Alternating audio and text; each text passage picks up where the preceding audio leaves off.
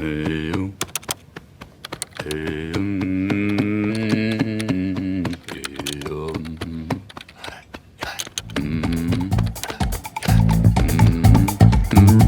you write a resume? I mean, a good resume. The kind of resume that has employers crying at your feet, wishing they could hire you.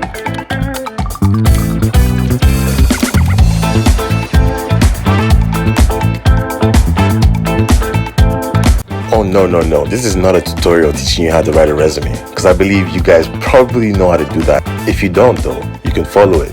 Sit back, relax, and get educated. Enjoy.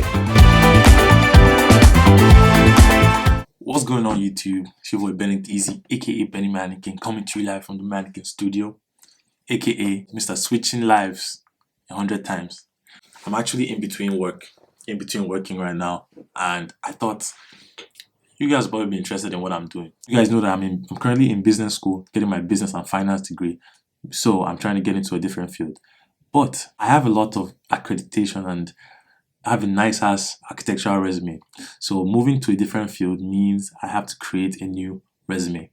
So let me just start by showing you guys my old resume. This is what it looked like. Basically, I make, as you're supposed to make a resume, it's from old time to most recent time. This is a format that I made, I believe, in junior year, and it was very graphically pleasing to me because I started to use it for several job interviews, and this was the template I continue to use. I made this template up myself. If you guys, if any architectural students are still on here, I can possibly share with you the template if you guys want to do that, but comment down below if you want that to be. You guys can kind of browse through and comment down below. Maybe I'll do another video responding to this resume specifically. With resumes, you want to always make them relate to your current position or whatever position you're applying to, just because these days firms don't want to see all that. Like, they get it, it's a resume. Most firms already know that you're most likely like overhyping yourself. Yeah, anyways, so I'm currently working on my resume right now, adding some more details, just because in the finance industry is very less interested with all the graphic stuff and all that architecture stuff that I did, and is more interested with numbers. So I have to put in certain experiences that I've had. Luckily, with my business degree right now, that is going to help me. I'm taking some courses in finance. I'm taking a lot of math and quantitative classes, so it's very hard. So that's what's gonna help me. And then I had to also include my secondary school education, because that included math as well, and physics and chemistry. If you guys are Nigerian and went to school in Nigeria, you will know about WAEC, NECO. So I feel like I had to also add those scores on here, because here they care about grades a lot more than America. So a lot of the jobs I've seen, a lot of the job openings I've seen have asked for IGCSE, and just because I come from an American background, I have my SATs, and SATs and education in America is a lot different. It's a lot less math and, I don't know, dependent.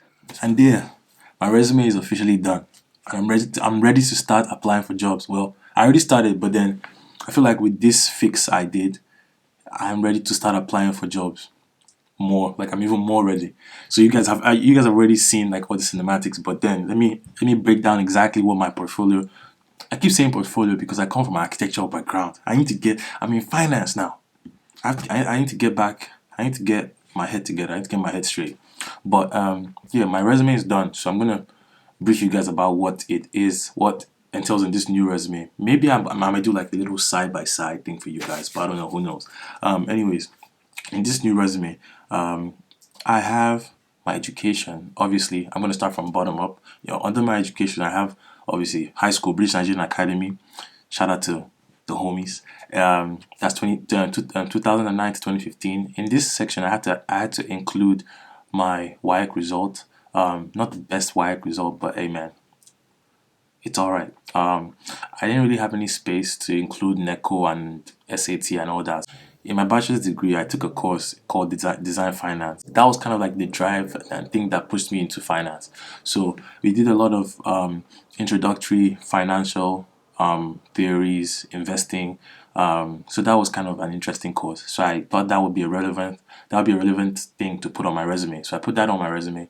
Obviously, since I'm in the UK, a lot of things are based off percentages. And if you guys remember earlier, I told you guys about the whole like GPA thing from my school. So I decided to put in the equivalent percentage. So I went on my school's website and I put in my GPA's percentage and found, and obviously on my transcript as well, found the percentage that's equivalent to my GPA, and that was what it is. So I put that on just because it's gonna make my resume look a lot better as well.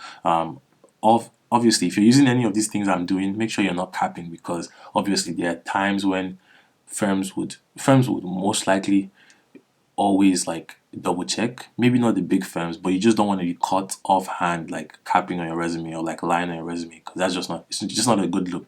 Anyways, moving on to my current degree, my Henley Business School MSc in International Business and Finance.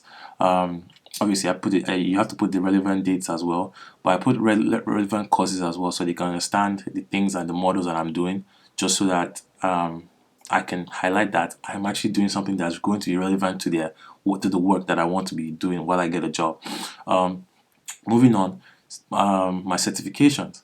As you guys can see from my old resume, I took away all the accolades and all the things I got from my architectural raw side just because they're not relevant anymore, sadly. So my certifications right now, I just finished my Bloomberg Market Concept, which is a certificate that basically touches on theories of fixed income, financial markets, and stuff like that. So yeah, I did that over the summer, falling into the start of my semester. Then I had to add my Harvard Business School Business Analytics certificate I got. I also got that close to the summertime while I was still working at my old firm. And then my Harvard GSD. Honestly, this Harvard GSD Graduate School of Design certificate does not relate to this field, but I put it on just because it's Harvard. Like, it's Harvard. It's anything Harvard. It's always going to shine conversation. So, and the thing with your resume, you want to put as much conversation starters as possible. So I'm going to put everything I've worked for. My work experience is not really as relevant, but it shows them that at least I've worked hard in a different field, and I'm willing to work hard in a new field as well. And with my experience being so young as well, it would show the amount of work that I've done and the amount of work I can do and how fast I can learn and pick up on things.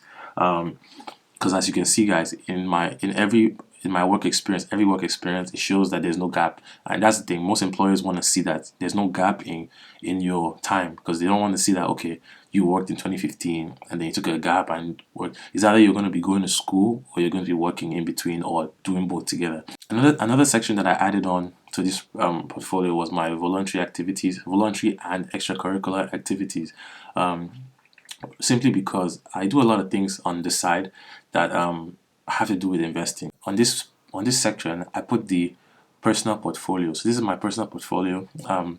When I say personal portfolio, I mean my personal one, as well as some sort of money with my family and friends. So I'm basically kind of running a mini hedge fund, if you know what I mean. But mind you, I don't invest for people, but only people close to me. So currently, I actively manage about 50,000 plus dollars. That's including obviously personal funds and family and friend funds too. In a portfolio which comprises of stocks, options, cryptocurrencies. My basic strategies are like swing trading, or position investing. These days, I really do a lot of position investing, and then I swing on things I want to quickly sell. Just because, I mean, day trading is not for me. I have too many things I do that to be day trading every single time. Obviously, I use like specific analytic strategies, like obviously Fibonacci. Fibonacci is like one of the things I use the most. Like, that's like my bread and butter, because for some weird reason, I know some people don't believe in Fibonacci, but for some reason it works for me. And coming down to it, livelihood word outreach, that's charity. So that's I've been actively a member of livelihood word outreach, which is my family charity in Nigeria.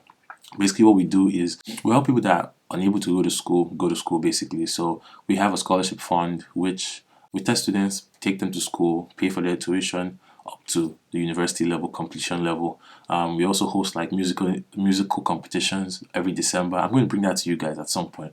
We also host musical competitions every December where the winner of these competitions usually go on to record paid for by the charity. Recently, over the summer, I got the chance of visiting one of the projects that we're actually currently working on, where we're trying to raise money for a school in Abia State. I'm going to bring that to you guys at some point because I'm still working on that video. That's one of the big projects I'm working on that I had to shoot this summer. I'm going to bring you guys over to this side of my portfolio, which is like obviously my name.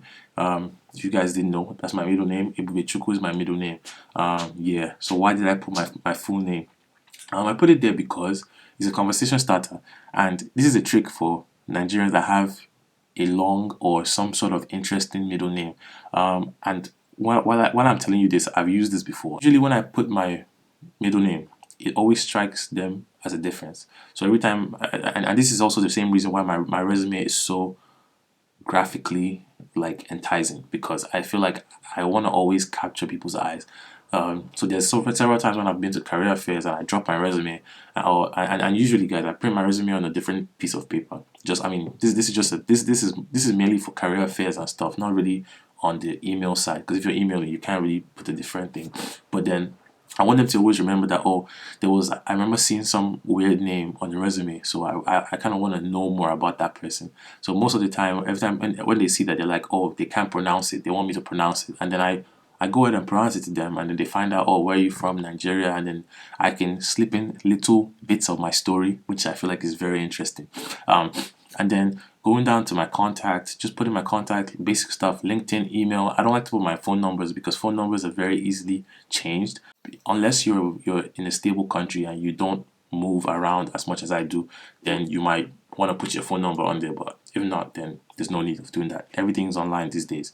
Spoken languages, obviously English, native. When I say native, that I still have to cross check because I'm going to see my career advisor with this resume, and I'll get back to you guys. But English native, because that's my native language. If you don't know, Nigeria, we don't obviously we have our languages, but then most of us grew up speaking English. So that's our native language. That's like our first language. Thanks, colonizers. Igbo, I'm proficient in it. I won't say I'm a master at it. I totally understand Igbo and I can write Igbo. Funny enough, I can probably write in Igbo better than I can speak, just because I took an Igbo class like a while ago and I was really good at it. So I can probably write Igbo better than I can speak it, just because I feel like I sound somehow when I speak it. But that's by the way. And then my interest, obviously, basketball, gym, and videography. I didn't want to put YouTube just because I don't want people. I don't know. I don't want them to feel like, okay, this guy is just this thing. You know, we're trying to be more serious. So yeah, we're trying to be more serious. But I mean, when I did speak to my advisor, he did mention that I should possibly put my YouTube channel there, and just so that they can see that, okay, I'm considered as something that can actually stick to something and grow something. So I mean, hey, when I show them my resume, I would see if that's going to be something that will help me or not. Yeah, guys, so hope you guys enjoyed this video. Make sure you leave a like, comment, subscribe. That's my resume, and I will get back to you and give you guys updates as I go. I know, yeah, I told you guys a lot of my life is going to be very focused right now, so bear with me if you expected me to be not so serious. But yeah, like I said, leave a like, comment, subscribe, comment down tips if you want to give me tips, or if any of these tips I've given helped you as well. You've been amazing. I've been Ben. I'll see you next video. Peace.